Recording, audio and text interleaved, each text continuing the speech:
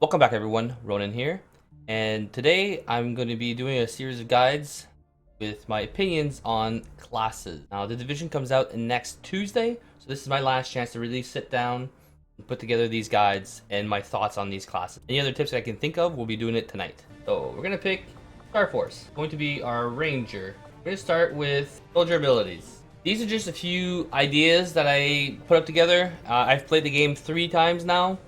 Be able to make an informed decision on how I like these builds. This is also a matter of opinion and game style. If your play style is different than mine, this may not work as well for you. For the Ranger, you don't have a choice. You start with Slash. Now, that's decent because you have an offhand weapon with unlimited ammo. Only problem with that is that generally you can't control where you're going to be slashing the person from. So you're really open to not being in cover. That can be really bad. So you have to be careful to use this, and its aim is really low. Now I made this one specifically, my Ranger, as a Scout. Personally, I like Scout much better than Blademaster.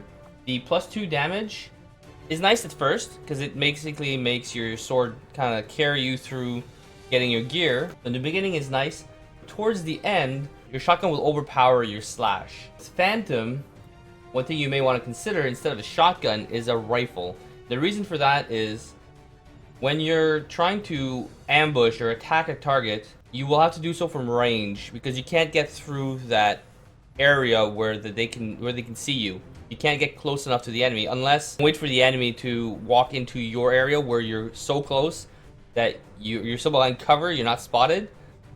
But to do that is just insane, and with a timer ticking, it would just take too long to make that happen. If you do pick Phantom, be careful.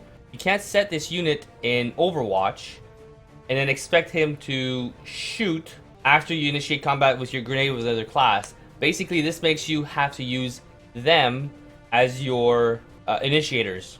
So just be mindful of that, or ready to use them for the spare character that you're going to kill somebody with. Which in this case, a rifle might be a better idea. Just for the fact that you can't get close enough to somebody on that initial shot. Shadow Strike. When concealed, you get +25 to aim and +25 to crit.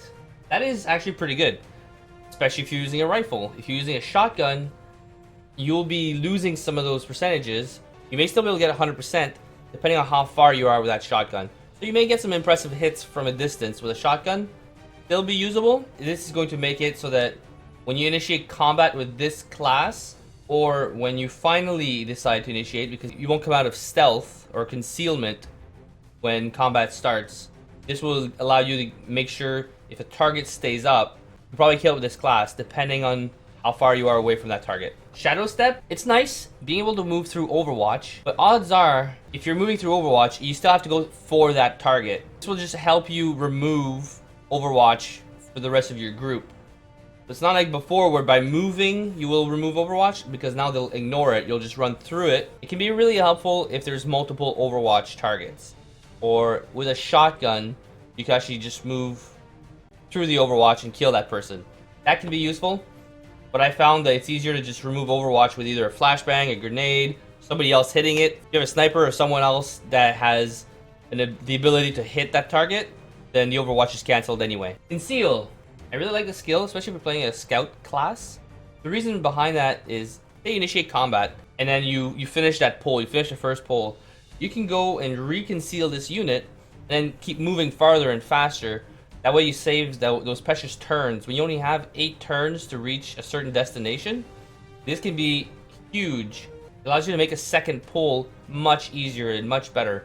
Run and gun, it's very nice. I won't deny that. Being able to run 2 moves and then use your rifle or shotgun, but you can already do that with your sword as a backup. It's kind of situational.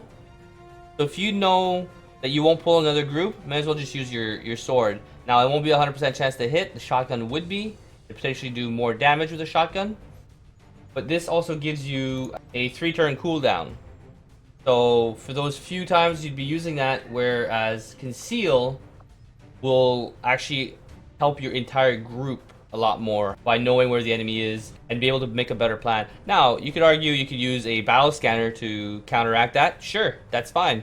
But then you're just using another character to play a role. Or you can use your specialist to use battle radar, which will do the same thing just showing you where everything is. There are counters and there are different ways to play and build your characters or even your entire group together to get a better cohesion.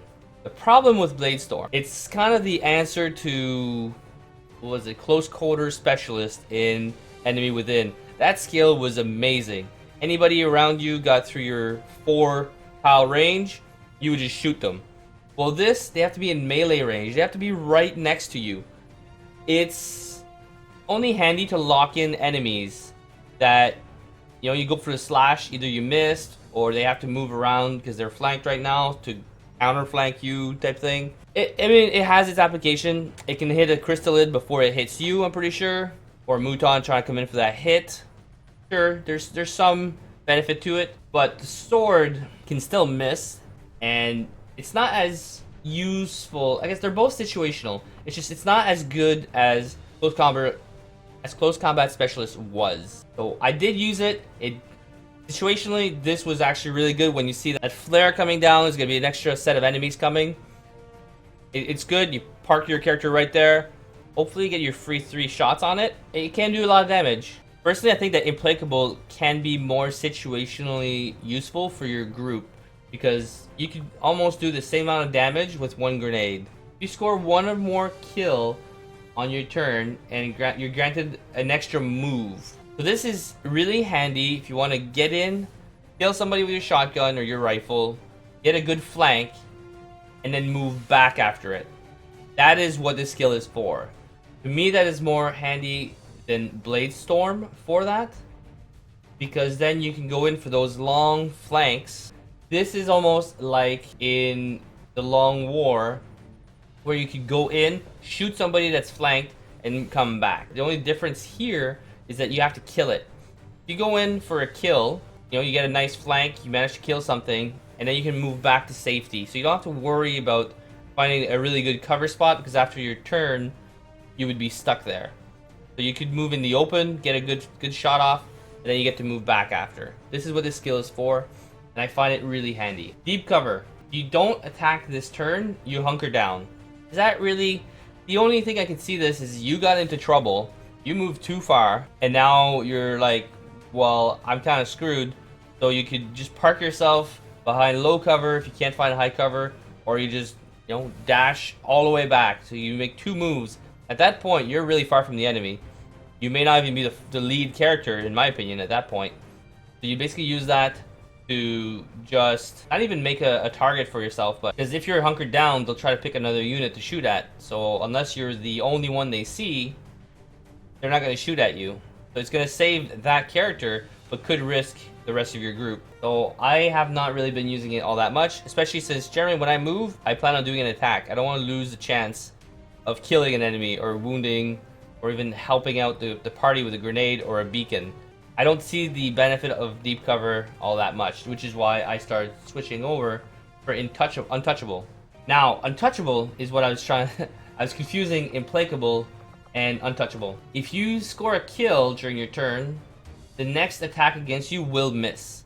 This is huge. This is where you move in for a kill, and then tied with this, it's awesome because now you've killed something, you get to make a free move somewhere. And this is almost like a free mimic beacon, because you can move if you know there's only 1, maybe 2 enemies. I wouldn't do it if there's 2, but you can make yourself in the open. The hit is a guaranteed miss. Now you're a prime target because you're in the open. If you're fighting a gatekeeper, a sectopod, even a Andromeda, and you know that they have risky abilities that could kill somebody easily, you can just move this character if you've managed to get a kill on that turn, and you won't get hit. So you're basically soaking up a hit from the rest of your group, and it's a guaranteed the attack will miss. This is pretty amazing, because if you put yourself into high cover, they may not even shoot at you. But if you're in the open, you know it will miss anyway. There's no risk. This is a really good skill. Or if you go in for that sword hit, you're way too far, then the enemy starts targeting you. This is really handy. Rapid fire. I can see rapid fire being good, especially if you're playing, like I have this rifle right now. You just have to boost your aim. That's the issue with it. Aim in this game is a little bit harder to boost. Here I gave him a superior conditioning. I probably should have given him a boost to aim, but you can't easily buy these unless you really farm and grind. You have to give your characters, what you have at your disposal. So rapid fire would be good if you can boost that aim to make those shots count. If you're just using this with low aim, you're probably gonna miss both shots.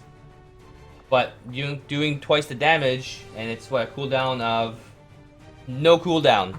So it is amazing if you have good aim, because then it's 2 shots. That's doubling your damage all the time. Except now you have to reload. But if we'll cover loadouts after the fact. But here, if you'd put either a mag that's larger or free reloads, put something like that on your weapon, then you're basically building it for that skill. And that's one thing you have to think about when you do your build is what mods are you putting on your weapon, because having those mods on this will make a devastating class with rapid fire. Okay, Reaper. I went with Reaper.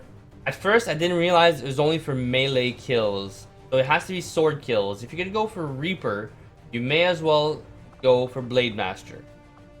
Now, it's nice because you can create a chain of kills, and the first melee attack cannot miss. That is huge because you're getting at least 1 hit, and then you have to be within moving distance to another target. So if you're going to use this, it's very situational that you're going to use this, especially if it's got 4 turn cooldown.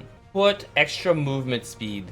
Put an armor set that's going to give you more mobility. If you have the mod on for the submachine guns, put a submachine gun on, because you're going to be going for sword hit after sword hit after sword hit. Now, I don't have that mod on, so if you did have the submachine gun pack mod, I would maybe consider Blademaster, because then you're that much more mobile, and your weapon is not as strong as your shotgun. So for that, it would be handy to go the Blademaster path. There's a lot to do with this, and you'll find that with all classes.